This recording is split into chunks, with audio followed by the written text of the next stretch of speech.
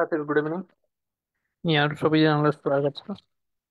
हामी आजको क्वेसन सेटको यो फिडब्याकमा उपस्थित भएका छौँ। यहाँहरू सबैजनालाई थाहा नै छ। ल, अब यो आजको क्वेसन्सको सन्दर्भमा सरसर्ती यो क्वेसन यस्तो थियो। तपाईँको 100 मार्क्सको है, तपाईँको नासुको दोस्रो पत्रको 100 मार्क्स क्वेसन राजनीति विभाजनको आधार र महत्त्वबारे भन्छ। आदिवासी तथा जनजातिको प्राथमिकीकरण र वर्गीकरणको कुरा, आर्थिक विकासमा सहकारी क्षेत्रको भूमिका, जलवायु परिवर्तनको कारण, यी क्वेसनहरू छ। तपाईँहरूले पक्कै पनि गर्नुभयो होला भन्ने मैले अपेक्षा गरेको छु। अब यो क्वेसनको बारेमा सरसर्ती भन्दा पनि अब यसको आन्सरको फर्मेट चाहिँ कस्तो हुन्छ भन्ने सन्दर्भमा अगाडि बढौँ। यो खण्ड कमा हामीलाई सोधेको प्रश्न के थियो? नेपालको राजनीतिक विभाजनको आधार र महत्त्व भन्छ। राजनीतिक विभाजनको आधार र महत्त्वबारे लेख्नुहोस् भन्ने प्रश्नको उत्तरको सम्बन्धमा यसरी लेख्छौँ हामीले यसलाई। देखिया छ होइन? अब सुरुमा हामीले सङ्घ प्रदेश र स्थानीय तह चाहिँ नेपालको राजनीतिक संरचना हो भनेर यसरी हेडिङ बनायौँ। प्रश्न नम्बर 1 को उत्तर भनेर यसरी लेख्छौँ।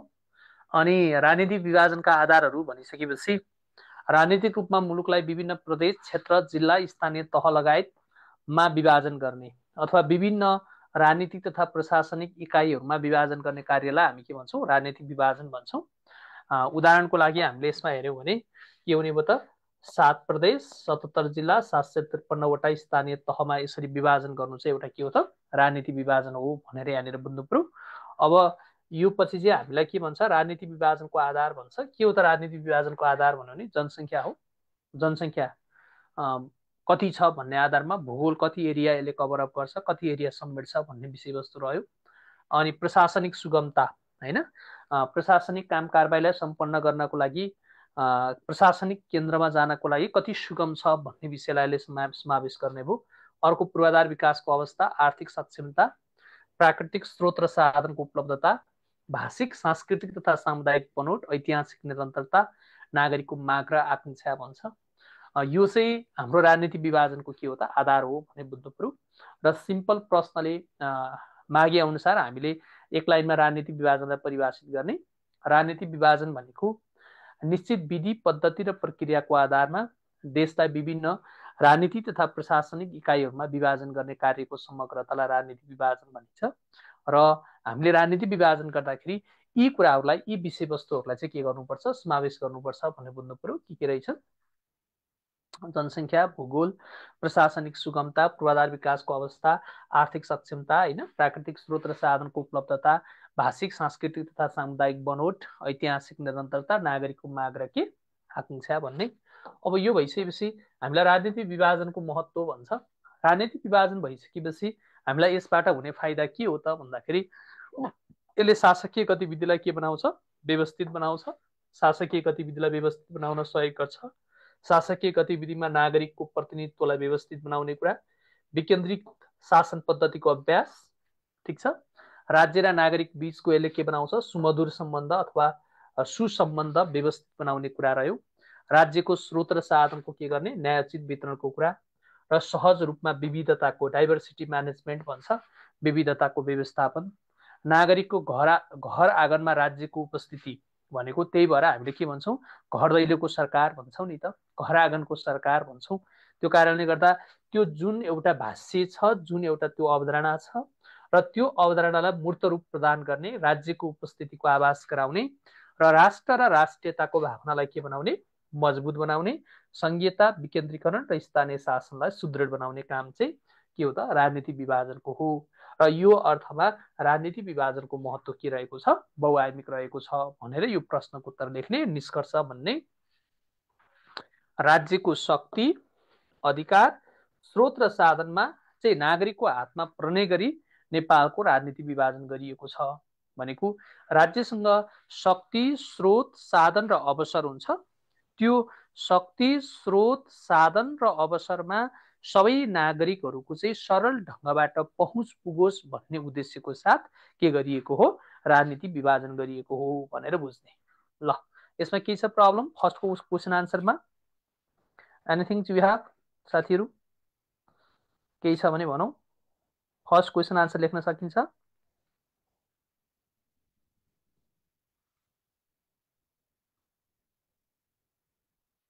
ल अब अर्को प्रश्नमा जाउँ है त। नेक्स्टमा आजको सेकेन्ड प्रश्न, दोस्रो प्रश्नको उत्तरमा जाउँ।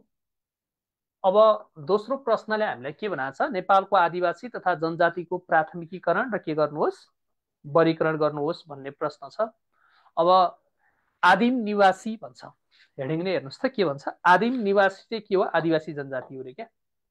आदिम भनेको परापूर्व कालदेखि नै, पहिलेदेखि नै कुनै पनि ठाउँमा बसोबास गर्दै आएका मानिसहरूलाई हामी के भन्छौँ, आदिवासी जनजाति भन्छौँ, राइट। अब नेपालमा आदिवासी जनजातिको प्राथमिकीकरण र वर्गीकरण भनेको छ, कुनै मुलुकमा परम्परादेखि नै बस्दै आएको आफ्नै छुट्टै रहन सहन छ, परम्परा छ र तिनीहरूको लामो इतिहास छ। त्यसरी लामो इतिहास बोकेका जाति र समुदायलाई चाहिँ हामीले के भन्छौँ, आदिवासी जनजाति भन्छौँ। नेपालमा 61वटा आदिवासी जनजाति समुदायलाई देखाएको 5वटा भागमा विभाजन गरिएको छ भन्ने।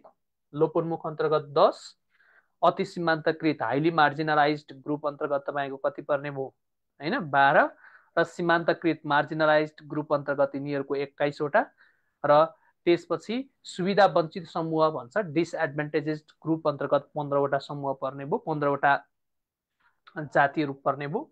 र उन्नत भन्छौँ, उन्नत भनेको हाम्रो advanced group, right. Advanced group अन्तर्गत चाहिँ तपाईँको नेवारी र थकाली गरी कतिवटा जातिहरू पर्ने रहेछन्, 2वटा जातिहरू पर्ने रहेछन् है। हालसालै हुम्ली जातिलाई पनि नेपाल सरकारले आदिवासी जनजातिमा सूचीकृत गर्ने निर्णय गरे बमोजिम अहिले आदिवासी जनजातिको संख्या कति छ, 61वटा छ भनेर यसरी बुझ्नुभयो भने भइहाल्छ। ल निष्कर्ष, नेपालको आदिवासी तथा जनजाति समुदायको बहुआयामिक पक्षको संरक्षण गरी उक्त जाति समुदाय समाज र संस्कृतिको जगेर्ना गर्नु चाहिँ के हो, आजको आवश्यकता हो भनेर यसलाई टुङ्ग्याउने। अब हामीलाई प्रश्न नम्बर 3मा के छ भने, नेपालको आर्थिक विकासमा सहकारी क्षेत्रको भूमिका भन्छ।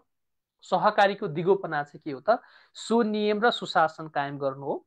सहकारीको कन्टेन्ट जल्दो बल्दो हुँदै गर्दाखेरि यसको विषयवस्तुले चाहिँ राष्ट्रिय प्राथमिकताको विषय हुँदै गर्दा तपाईँलाई यसबाट एउटा प्रश्न पनि आउन सक्छ। त्यो कारणले गर्दा एउटा राम्रो खालके प्रश्नको यसको तयारी गर्नुभयो हुन्छ। मैले यहाँहरूलाई त्यो कुरा पनि आग्रह गरेँ। अब के हो त सहकारी भन्ने कुरा बुझ्नु पर्यो। सबभन्दा पहिला साझा उद्देश्य प्राप्तिको लागि स्वैच्छिक रूपमा क्रियाशील स्वायत्त व्यक्तिहरूको सङ्गठनलाई सहकारी भनिन्छ हैन, सहकारी भनिन्छ। अब यो भएको कारणले गर्दा हामीले हेर्नुहोस् है, सदस्यहरूको सामूहिक एकता, प्रयत्न, सहमति, सद्भाव, मानवता, भातृत्व जस्ता मूल्यहरू रहने सहकारी क्षेत्रको आर्थिक विकासमा देखाएको भूमिका रहेको छ। सहकारी क्षेत्रलाई परिभाषित गर्ने र परिभाषित गरिसकेपछि आर्थिक विकासमा सहकारी क्षेत्रको भूमिका के छ भन्ने सन्दर्भमा अनि तपाईँले यसलाई केमा लेख्ने, पोइन्टमा लेख्ने। के गर्छ त भने यसले स्थानीय तहमा स्रोत र साधनको व्यापक परिचालनमा सहयोग पुर्याउँछ हैन, रोजगारी तथा आयको वृद्धि र गरिबी निवारणमा टेवा पुर्याउँछ, समावेशी आर्थिक विकास हासिल गर्न सहयोग पुर्याउँछ, राष्ट्रिय अर्थतन्त्रको सुदृढीकरण हैन, वित्तीय पहुँच, गाउँ गाउँमा सहकारी भइसकेपछि वित्तीय पहुँच हुने कुरा रह्यो, महिला वर्गहरूको सशक्तिकरणमा जोड दिने भयो, जति धेरै सहकारीहरू स्थापना भयो त्यसले नेतृत्व विकास अथवा क्षमताको विकासमा जोड दिने भयो, समाजलाई एकै ठाउँमा राखेर सामाजिक एकीकरण गर्ने भयो, उद्यमशीलता भनेको ससाना भने पनि आफ्नो व्यापार व्यवसाय गर्नुपर्छ हैन, आम्दानी हुने खालको क्रियाकलाप गर्नुपर्छ भन्छ, यसले उद्यमशीलताको प्रवर्धन गर्छ, समावेशी र समन्वयक विकासमा टेवा पुर्याउँछ, बैंकिङ चेतनाको अभिवृद्धि गर्छ, आय आर्जन र तपाईको रोजगारी र सामाजिक आवश्यकता पूर्ति गर्नमा सहयोग पुर्याउँछ, आन्तरिक उत्पादन अभिवृद्धि गरी परनिर्भरता कम गर्ने, अरूमाथि निर्भर हुने कुरालाई के बनाउँछ, पर भनेको परधकल छ, आफै आत्मनिर्भर बन्ने कुरामा के गर्छ, जोड दिन्छ भन्छ है। यसले आत्मनिर्भर बन्ने कुरामा जोड दिने कुरा हो र स्थानीय जनतामा बचत र लगानी गर्ने बानीको विकास गराउँछ भने छरिएर रहेको पुँजी, श्रम, सिप र प्रविधिलाई एकत्रित गरी उत्पादन र उत्पादकत्वको के बनाउँछ, बढाउँछ भनेर यसरी तपाईँले गर्ने र यसलाई कन्क्लुजनमा लैजाने। नेपालको आर्थिक समृद्धि र सामाजिक रूपान्तरणको लागि सहकारी क्षेत्रको भूमिका महत्त्वपूर्ण रहन्छ भन्ने कन्क्लुजन गर्ने है त।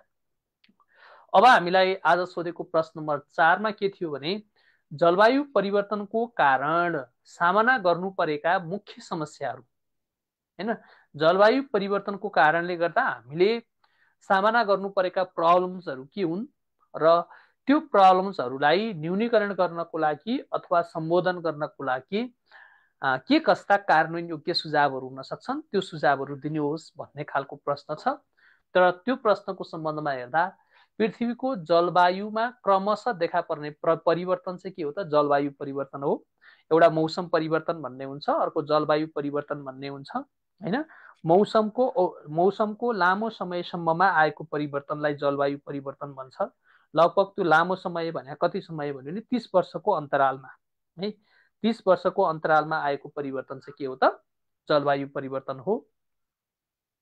छिनछिनमा आउने परिवर्तनलाई चाहिँ के हो त? फेरि मौसम परिवर्तन भन्छ। र जलवायु परिवर्तन भनेको अन्तरालमा एउटा सर्ट एन्ड ड्युरेसन टाइम हुन्छ, त्यो टाइम ड्युरेसनमा आएको परिवर्तन चाहिँ जलवायु परिवर्तन हो। अब यहाँनिर लामो समयको अन्तरालमा पृथ्वीको वायुमण्डल हुन सक्छ, राइट, हावाको बहाव हुन सक्छ, मौसम हुन सक्छ।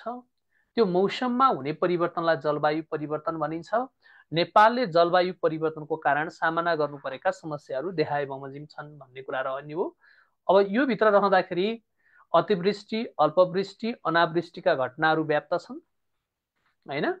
सुक्खापना, वृष्टि भनेको सुक्खापना भनेको, वर्षामा अनियमितता कम। हेर्नुहोस् त अहिले पानी नपरेर के भइराखेको छ, गाउँघरमा मकै छर्न पाइएको छैन हैन। काठमाडौँमा वायु प्रदूषणको मात्रा वृद्धि भएको छ, आँखा पोल्ने समस्या छ, टाउको दुख्ने समस्या छ।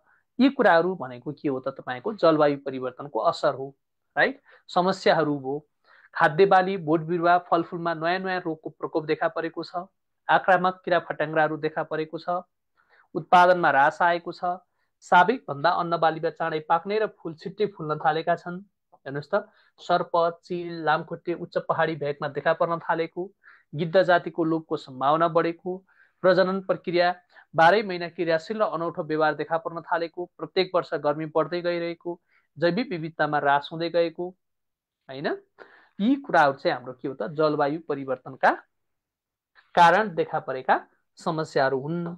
र अब यसलाई कम गर्नको लागि चाहिँ हामीले प्रदान गर्नुपर्ने यसको कार्यान्वयन योग्य सुझावहरू चाहिँ के हुन् भन्छ। जलवायु परिवर्तन व्यवस्थापनको लागि सङ्घ, प्रदेश र स्थानीय तहमा आवश्यक नीतिगत र संस्थागत संरचनामा सुधार एवं क्षमताको अभिवृद्धि गर्नुपर्छ। समुदायको सङ्कटपन्नता घटाई समानुकूलित तुल्याउन राष्ट्रिय, प्रादेशिक एवं स्थानीय अनुकूल योजना कार्यान्वयन गर्नुपर्छ। जलवायु परिवर्तन न्यूनीकरणको लागि हरित विकासको अवधारणा अवलम्बन गर्ने, स्वच्छ ऊर्जाको प्रवर्धन गर्ने हैन। त्यस्तै गरी वित्तमा सहज पहुँचको लागि अन्तर्राष्ट्रिय स्तरमा पैरवी सिर्जना गर्ने, लाभहरूलाई समन्वयक रूपमा वितरण गर्ने र जलवायु परिवर्तनको क्षेत्रमा अध्ययन, अनुसन्धान र क्षमता विकासका कामहरू गरियो भने यो जलवायु परिवर्तनको कारण सिर्जना भएका समस्याहरूलाई हामीले के गर्न सक्छौँ? न्यूनीकरण गर्न सक्छौँ भन्ने यसरी टुङ्ग्याउने। अब अर्को प्रश्न हामीलाई के रह्यो भने गरिबी र बेरोजगारी बीचको अन्तर सम्बन्धबारे उल्लेख गर्नुहोस् भन्ने खालको प्रश्न छ है। आर्थिक र सामाजिक समस्या, गरिबी र बेरोजगारी भन्ने परिभाषा गर्ने। अब यसलाई यो फर्मेटबाट जाँदा पनि हुन्छ है। अब अन्तर सम्बन्धबारे लेख्नुहोस् भन्दै गर्दा तपाईँले यसमा अर्को तरिकाबाट चाहिँ कसरी पनि डिल गर्न सक्नुहुन्छ भने यहाँनिर यसमा चित्र पनि बनाउन सक्नुहुन्छ। जस्तै कस्तो खालको चित्र भने यसरी लाइन तान्ने, हेर्नुहोस् है कसरी भने यो हामी यस्तो हुन्छ। अझ म तपाईँलाई अर्कोपट्टि साइडमा जान्छु, हेर्नुहोस् है। ल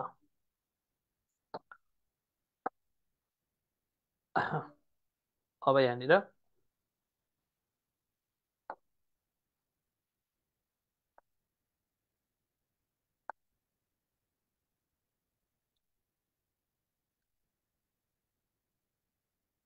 हेर्नुहोस् है, एउटा कस्तो खालको चित्र पनि हुनसक्छ भने तपाईँको यसलाई यसरी पनि हामीले त रेडी गर्न सक्छौँ।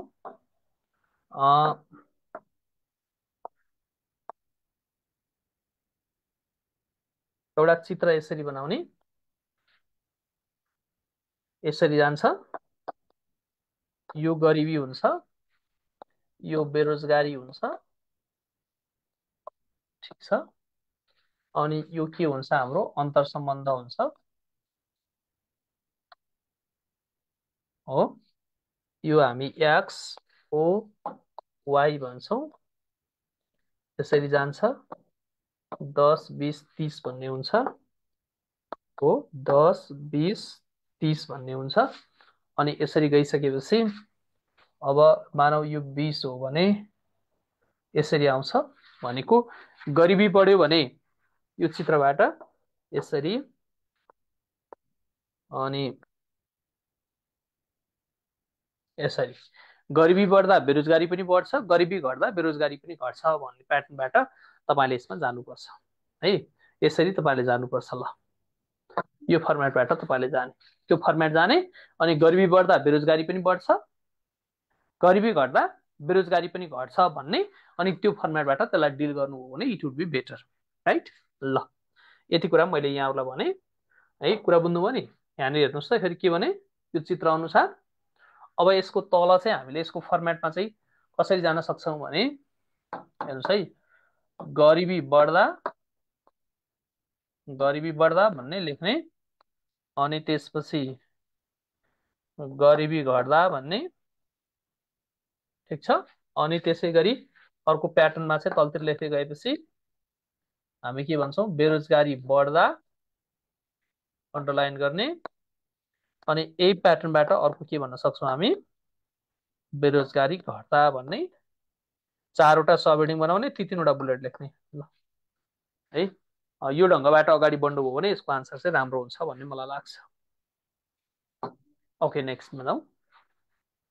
अब 6 नम्बर प्रश्नको उत्तरमा जाउँ।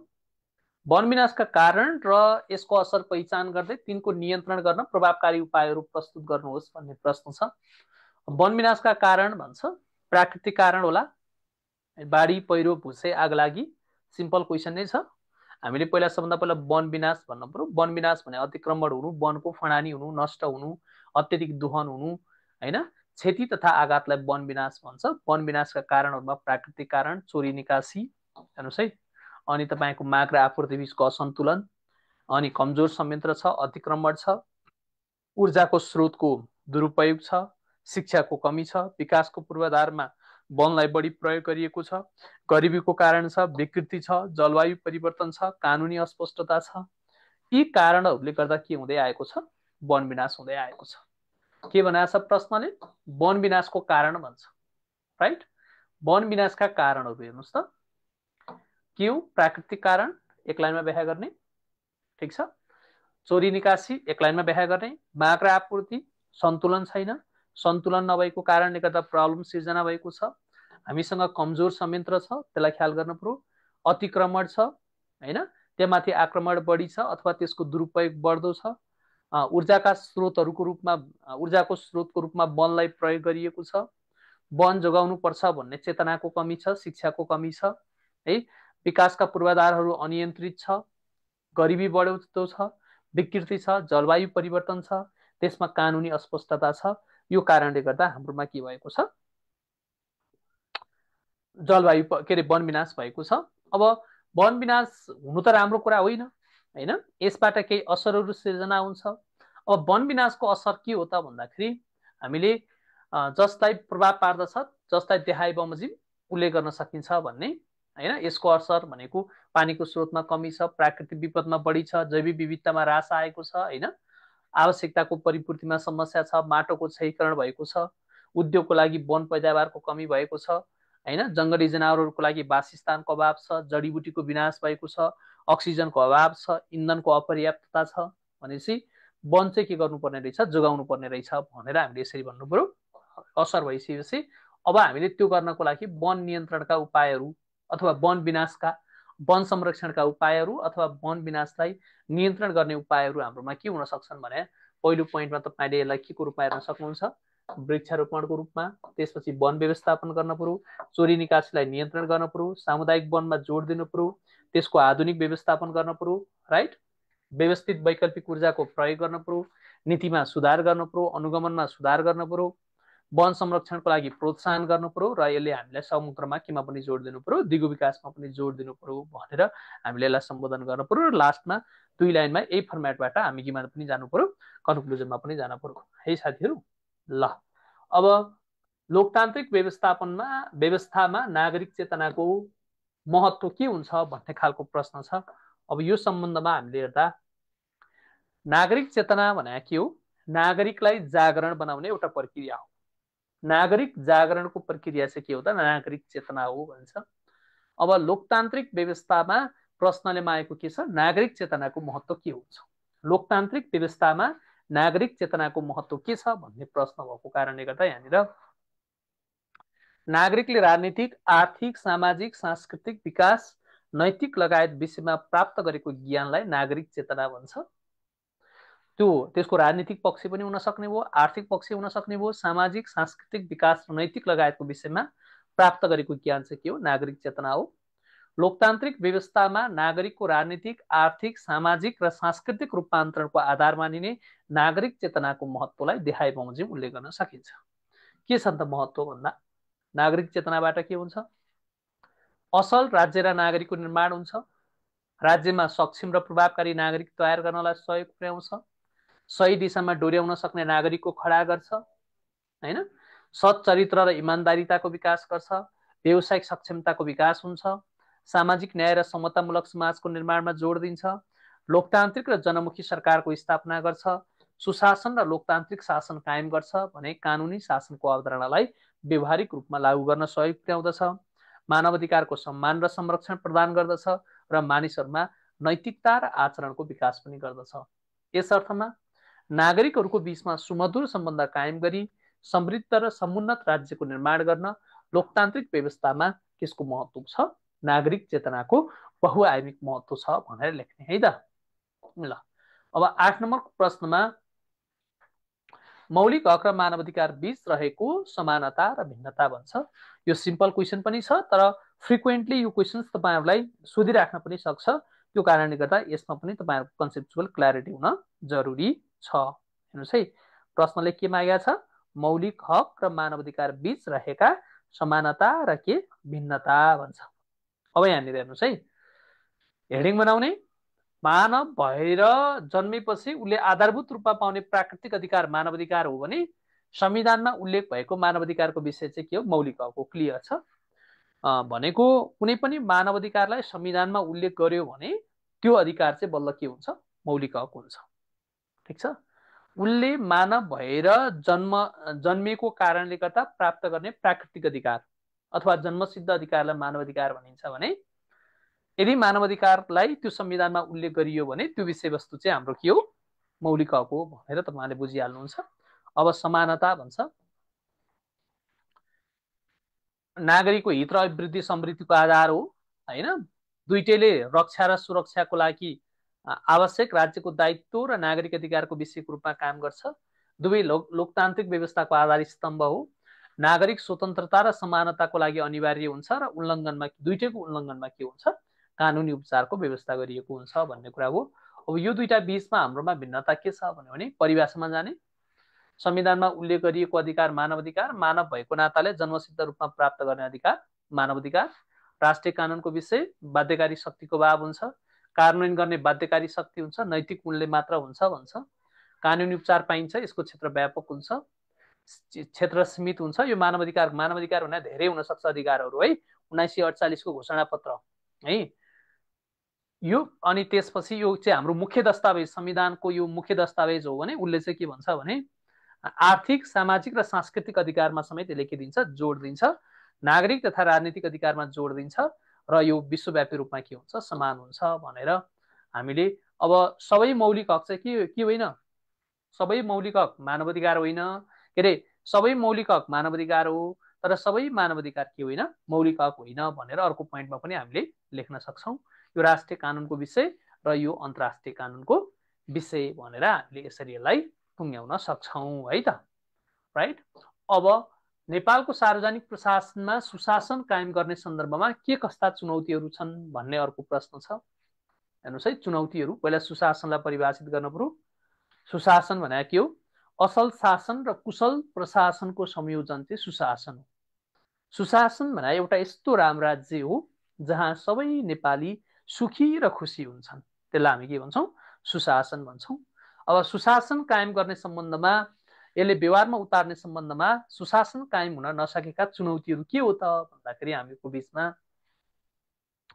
राज्यका तह र अङ्गहरूको बीचमा समन्वयिक सन्तुलन कायम गर्न सकिएको छैन, लोकतान्त्रिक कार्यशैलीको विकास गरी लोककल्याणकारी राज्यको स्थापना गर्नु चुनौती हो, तीनवटै क्षेत्रका बीचमा सार्वजनिक, निजी र सहकारी क्षेत्रहरूको बीचमा साझेदारी र समन्वय कायम गर्नु पनि एउटा चुनौती हो। मुलुकको समग्र विकासको लागि अनुकूल वातावरण सिर्जना गर्नु पनि चुनौती हो। विकृतिजन्य व्यवहार र भ्रष्टाचारको नियन्त्रण गर्नु चुनौती हो, हैन? कानुनी शासनको मान्यतालाई व्यवहारमा लागू गर्नु, दण्डहीनताको अन्त्य गर्नु, मानवाधिकारको संरक्षण र सम्वर्धन गर्नु। अब कति पोइन्ट लेख्ने है, it has lots of point, यो सर हेर्नु होला है। भनेको टपिक चाहिँ तपाईँको सिम्पल छ, ब्रोडर, यसमा तपाईँले पोइन्टहरू धेरै उल्लेख गर्न सक्नुहुन्छ। हामीले रेगुलर सेसनहरूमा पनि तपाईँलाई यो कन्टेन्ट लेखाएकै छ। राजनीतिक तटस्थता र प्रशासनिक प्रतिबद्धता भन्छ, विद्युतीय शासनलाई पूर्ण रूपमा आत्मसात गर्नु, दिगो विकासको लक्ष्य हासिल गर्नु, हैन, विकास निर्माणको कार्यबाट अपेक्षित प्रतिफल प्राप्त गर्नु, everything that is the what चुनौती। के सुशासनको स्थापना गर्नको लागि, सुशासनको कायम गर्नको लागि हामीहरूको बीचमा रहेका चुनौतीहरू के हुन् भन्ने प्रश्नको उत्तरलाई हामीले यी पोइन्टहरूबाट के गर्न सक्छौँ, यसलाई डिल गर्न सक्छौँ। ल नेक्स्टमा भ्रष्टाचार भनेको के हो, भ्रष्टाचार र अनुचित कार्यको बीचमा के फरक छ भन्छ। भ्रष्टाचार भनेको के हो, सामाजिक अपराध हो। सामाजिक अपराधलाई हामी के भन्छौँ, भ्रष्टाचार भन्छौँ है। भनेको कुनै पनि पदमा आसीन रहेको है, आफ्नो तरिका लेखे पनि हुन्छ, कुनै पनि पदमा आसीन रहेको व्यक्तिले आफ्नो पदको दुरुपयोग गरी व्यक्तिगत हित र फाइदाको लागि गरिने अनुशासनहीन कार्य चाहिँ के हो त, भ्रष्टाचार हो। यो भ्रष्टाचारलाई हामी के भन्छौँ, एउटा आर्थिक अपराध भन्छौँ, राज्य विरुद्धको आर्थिक अपराध हो। यो फौजदारी कसुर हो र यसलाई हामी के पनि भन्छौँ, सङ्गठित कसुर पनि भन्छौँ भनेर यसलाई हामीले भन्न सक्छौँ। अब यहाँनिर हेर्नुहोस् है, विशेष गरी एकाधिकार र तजबिजी अधिकार भएको तर उत्तरदायित्व र पारदर्शिता नभएको करप्सन भनेको के हो त भन्दा, करप्सन इक्वल टु हेर्नुहोस् है, M plus D minus T भन्छ। एम भनेको मोनोपोली, डी भनेको डिस्क्रेसन र अर्को टी भनेको ट्रान्सप्यारेन्सी भन्छ फर्मुलामा। अवस्थामा भ्रष्टाचार बढी मात्रामा हुन्छ भन्छ है, यो कुरा हेर्नु पर्यो। अब अर्को यसले के भन्छ भने भ्रष्टाचार र अनुचित कार्य भन्छ। यो भ्रष्टाचार ठुलो हो, अनुचित कार्यमा साँगुरो क्षेत्र हुन्छ। यो राज्य र समाज विरुद्धको यो सामान्य अनुचित भनेको सामान्य अनियमितता, कानुनले गर्न नहुने काम गर्यो भने त्यसलाई हामी अनुचित कार्य भन्छौँ। सामान्य अनियमितता चाहिँ अनुचित कार्य हो। र भ्रष्टाचार भन्ने बित्तिकै त्यसमा पैसो आउँछ, पैसाको लेनदेनको कुरा हुन्छ, पैसाको लेनदेनको अवस्था हो। अनुचित कार्यमा चाहिँ नातावाद, कृपावाद, मनोमालिन्यता होइन, आफ्नो मान्छेलाई बढी फेभर गर्नेको कुरा, त्यही हो नातावाद र कृपावाद भने, नेपोटिजम एन्ड द फेभरिजम भन्छ। त्यो कुराहरू रहे। जोसुकैले गर्न सक्छ, अख्तियारवालाले। अनुचित कार्य भनेको अख्तियारवालाले मात्र गर्न सक्छ।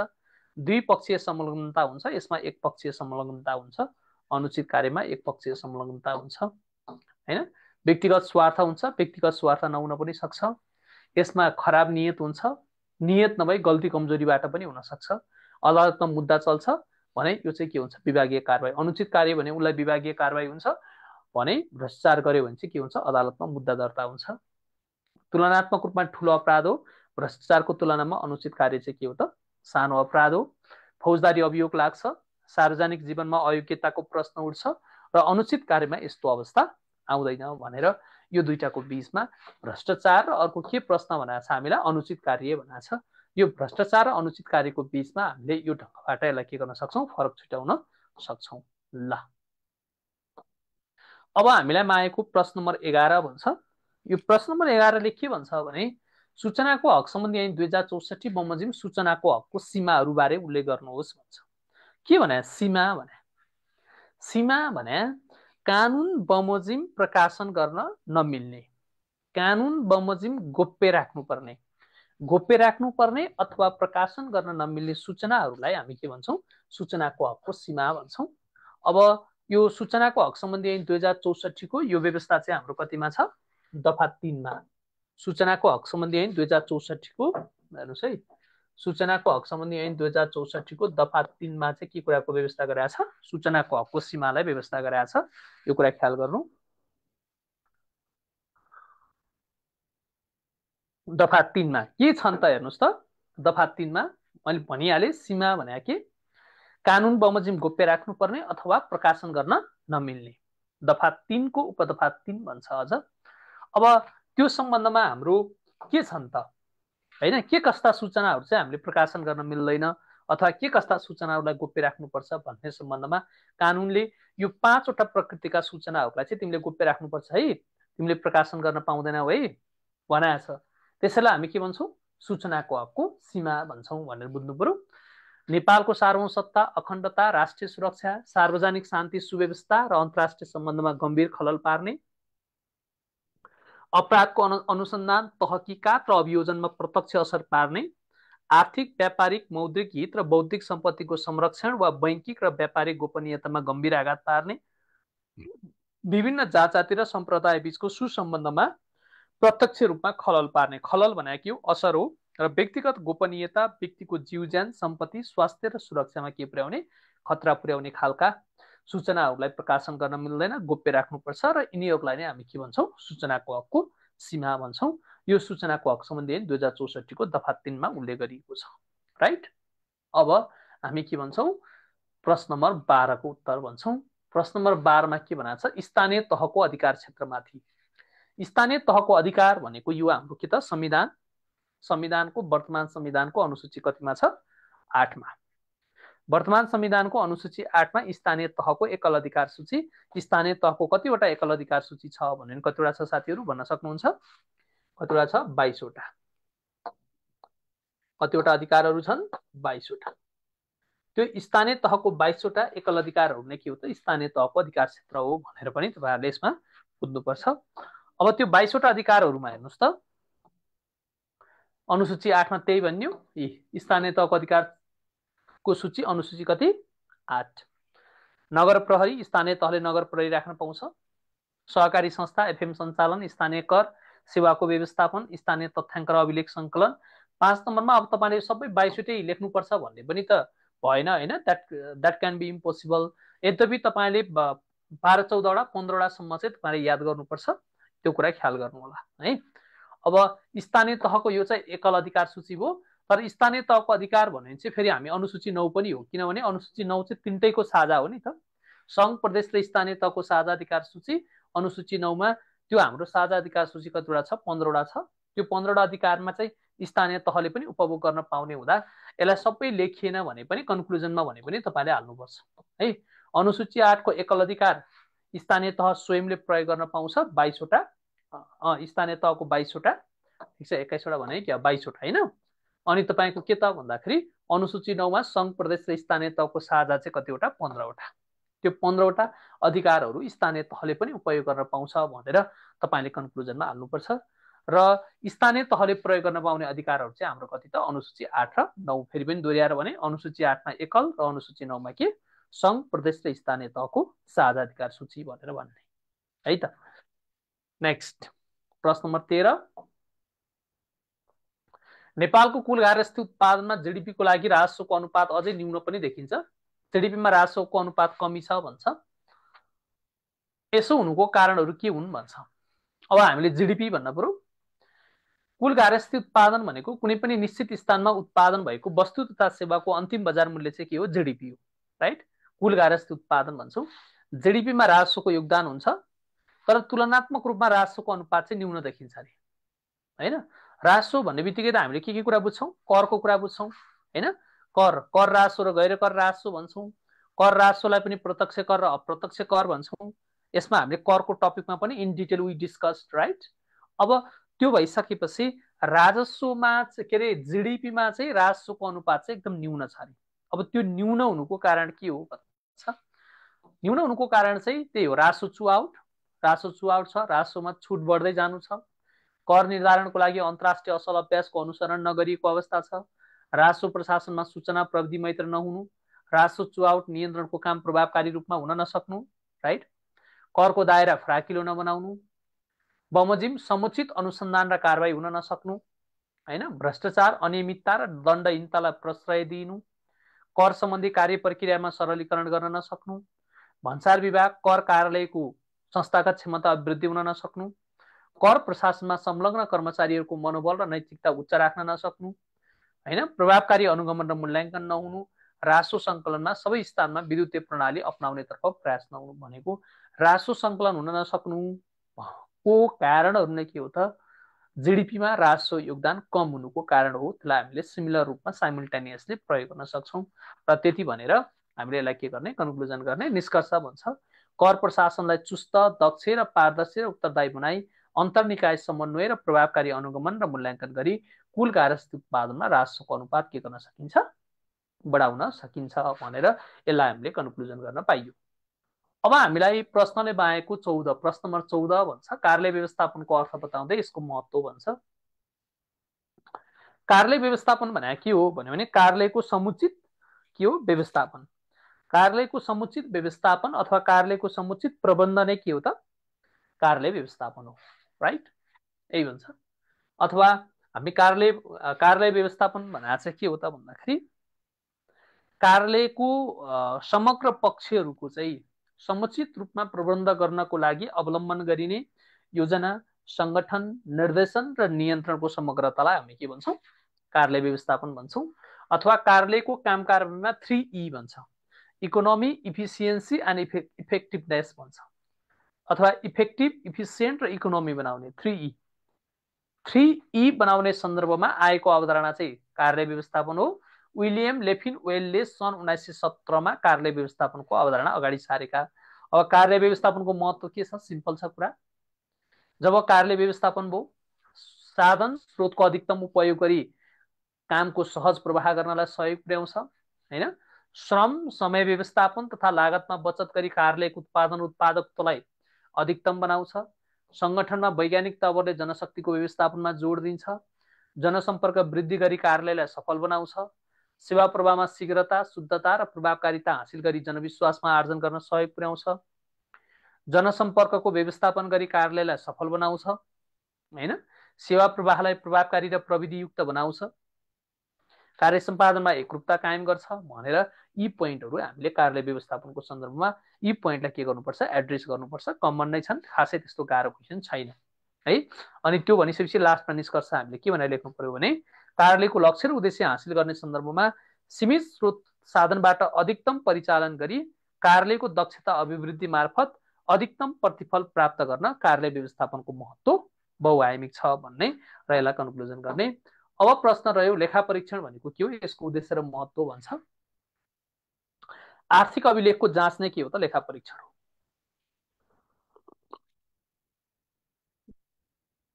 आर्थिक अभिलेखको जाँच लेखा परीक्षण भन्छ।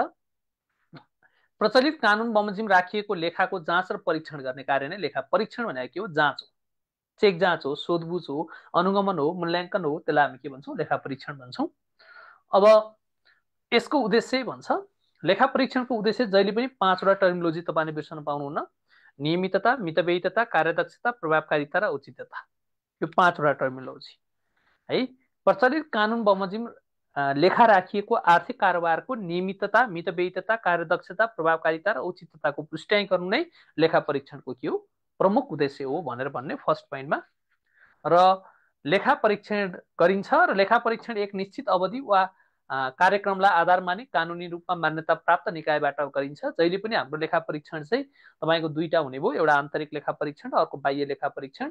आन्तरिक लेखा परीक्षण कसले निकाले गर्छ भने बाह्य लेखा परीक्षण कसले गर्छ, महालेखा परीक्षकको कार्यालयले बाह्य लेखा परीक्षण गर्छ, यो कुरा बुझ्ने।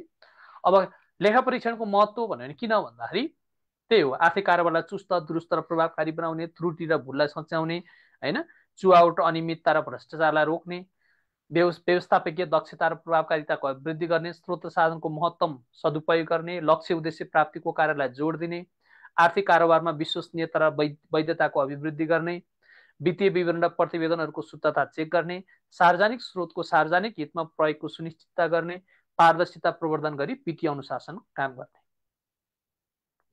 निष्कर्ष, लेखा परीक्षणले आर्थिक कारोबारको आधिकारिकता, वैधानिकता पुष्टि गरी आर्थिक पारदर्शिता र वित्तीय अनुशासन कायम गर्नमा के पुर्याउँछ, सहयोग पुर्याउँदछ भन्ने है त। ल, कार्यालयमा हुने, अब प्रश्न नम्बर 16 मा जाउँ। कार्यालयमा हुने सञ्चारको किसिम र प्रकार भन्छ। सञ्चार भने के हो, सबभन्दा पहिला बुझ्नुपर्ने कुरा के हो, सञ्चार हुनको लागि के चाहिन्छ, सूचना चाहिन्छ। दुई वा दुई भन्दा बढी व्यक्ति, संस्था, संगठन अथवा समूह बीच विचार, भावना, सूचना, तथ्य र जानकारीको आदान प्रदान गर्ने कार्य नै के हो, सञ्चार हो। है, त्यसलाई हामी सञ्चार भन्छौँ। अब सञ्चारको प्रकारहरू मौखिक सञ्चार हुन्छ, बोलेर, लिखित सञ्चार लेखेर, साङ्केतिक भनेको इसारा, होइन, इसारा गरेर, विद्युतीय सञ्चार भनेको विद्युतीय सामग्रीको माध्यमबाट। यो माध्यमको आधारमा सञ्चारलाई हामीले मौखिक, लिखित, साङ्केतिक र विद्युतीय भन्छौँ। अभिव्यक्ति कसरी गर्ने? मुखले बोलेर, दृश्य देखेर, श्रव्य दृश्य बोलेर र देखेर, साङ्केतिक भनेको सङ्केत अथवा चिन्हको आधारमा। संस्थागत आधारमा हेऱ्यो भने सञ्चार दुई प्रकारको हुन्छ, एउटा आन्तरिक सञ्चार र अर्को के हुन्छ? बाह्य सञ्चार। भने उपस्थितिको आधारमा दुईटा सञ्चार हुन्छ, एउटा प्रत्यक्ष सञ्चार र अप्रत्यक्ष भन्छ। प्रत्यक्ष भने प्रत्यक्ष रूपमा भेटघाट गरेर, अप्रत्यक्ष भनेको प्रविधिको प्रयोग गरेर। प्रत्यक्ष सञ्चार प्रत्यक्ष भेटघाट गरेर, अप्रत्यक्ष सञ्चार प्रविधिको प्रयोग गरेर हुने सञ्चार अप्रत्यक्ष सञ्चार। अन्तर्क्रियाको आधारमा एकोरो र दोहोरो। एक्लै बोल्ने, उत्तर दिन नमिल्ने, रेडियोमा एक्लै बोलिरहेको हुन्छ एकोरो, दोहोरो, टेलिभिजनमा इन्टरभ्यू लिइरहेको हुन्छ दोहोरो, होइन। सूचना प्रवाहको आधारमा अधोमुखी भनेको माथिबाट तलतिर, अधोमुखी माथिबाट तलतिर हुने सञ्चार, ऊर्ध्वमुखी भनेको तलबाट माथितिर हुने सञ्चार, र छड्के भनेको प्यारलल रूपमा एउटा सङ्गठनबाट अर्को सङ्गठनमा प्यारलली अथवा समानान्तर रूपमा हुने सञ्चारलाई चाहिँ हामी छड्के सञ्चारको रूपमा लिन्छौँ। र औपचारिकताको आधारमा हेऱ्यौँ भने सञ्चारलाई हामी औपचारिक र अनौपचारिक गरी दुई भागमा बाँड्न सक्छौँ, एउटा औपचारिक सञ्चार र अर्को हामी के भन्छौँ साथीहरू? अनौपचारिक सञ्चार। ल, प्रश्नले आएको हामीलाई के? सञ्चारको प्रकार भन्छ। हेर्नुहोस् त, किसिम र प्रकार भन्छ, कुरा एउटै हो। माध्यमको आधारमा मौखिक, लिखित, साङ्केतिक र विद्युतीय। अभिव्यक्तिको आधारमा मौखिक, दृश्य, श्रव्य दृश्य र साङ्केतिक। संस्थागत आधारमा आन्तरिक र बाह्य। उपस्थितिको आधारमा प्रत्यक्ष र अप्रत्यक्ष। अन्तर्क्रियाको आधारमा एकोरो र दोहोरो। प्रवाहको आधारमा अधोमुखी, अर्धोमुखी र छड्के। र औपचारिकताको आधारमा औपचारिक र अनौपचारिक गरी सञ्चारलाई विभिन्न भागमा वर्गीकरण गर्न सकिन्छ। अब हामी आजको प्रश्नको लास्ट, आजको क्वेसन्सको लास्ट प्रश्नमा आएको छौँ र यसले के भन्छ भने सार्वजनिक सेवा प्रवाह भन्नाले के बुझिन्छ र सार्वजनिक सेवा प्रवाहलाई प्रभावकारी बनाउन नीतिगत व्यवस्थापन र कार्यान्वयन तहमा के गर्नु पर्ला? ठोस सुझाव दिनुहोस् भन्छ। अब you know that what is public service delivery, है। पब्लिक सर्भिस डेलिभरी भनेको चाहिँ के हो भने सेवा प्रदायकले सेवाग्राहीसम्म वस्तु तथा सेवा उपलब्ध गराउने विधि, पद्धति, प्रक्रिया र कार्य चाहिँ के हो? सार्वजनिक सेवा प्रवाह हो। प्रवाहको अर्थ के हो? पुर्याउने हो। कहाँसम्म पुर्याउने हो? सेवाग्राहीसम्म। के पुर्याउने हो? वस्तु तथा सेवा। त्यो पुर्याउने कार्य अथवा विधि, पद्धति र प्रक्रियाको समग्रतालाई हामी के भन्छौँ? सार्वजनिक सेवा प्रवाह भन्छौँ। र यसको अवधारणा छ, है। यसको परम्परागत अवधारणा र आधुनिक अवधारणा गरी दुई भागमा बाँडिया हुन्छ, है। त्यो कुरा तपाईँहरूलाई नोटमा पनि लेखाएको छ, व्हाइट बोर्डमा मजाले लेखाएर प्र्याक्टिस गराएकै छ। अब हामीले के सुझाव दिनुपर्छ भन्छ? नीतिगत तहमा एकीकृत रूपमा कानुन बनाउनु पर्यो, होइन। ई गभर्नेन्सलाई जोड दिनु पर्यो, होइन।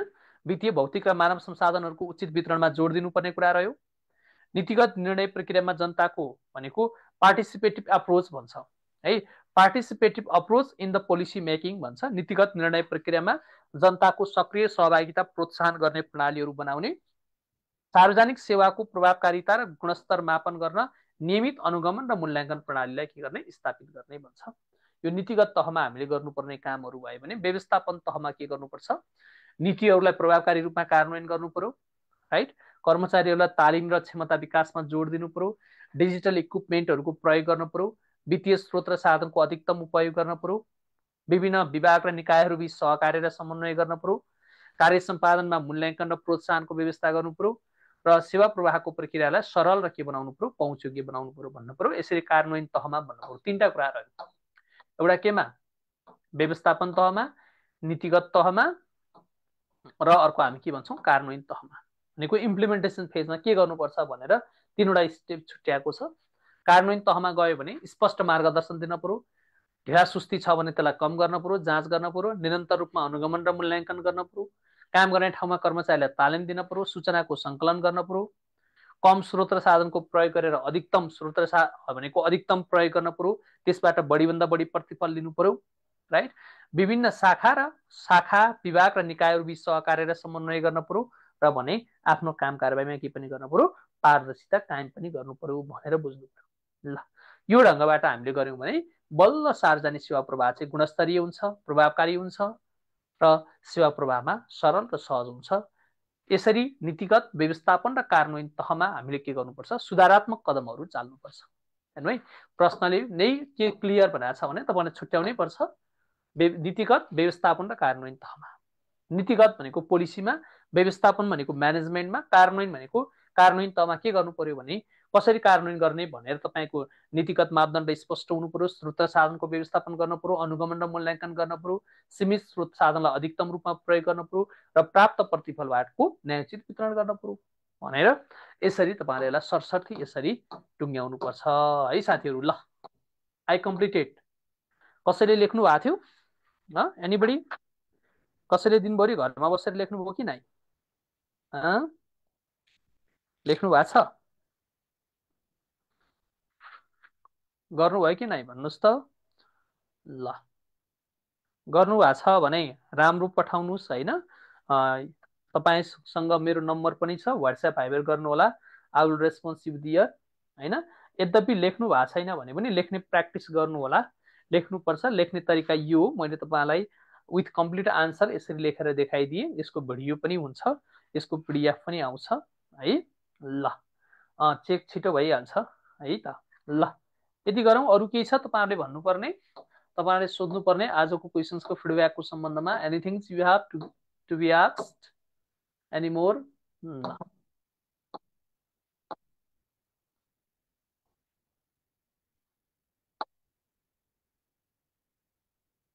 छैन होला है। ल, लगभग लामै छ। ल, 2 नम्बर क्वेसन्स। नेपालमा आदिवासी जनजाति भन्छ, त्यो क्लियर छँदैछ, त्यसमा केही समस्या भएन। ल, ल यति गरौँ है त। शुभरात्रि यहाँहरू सबैजनालाई।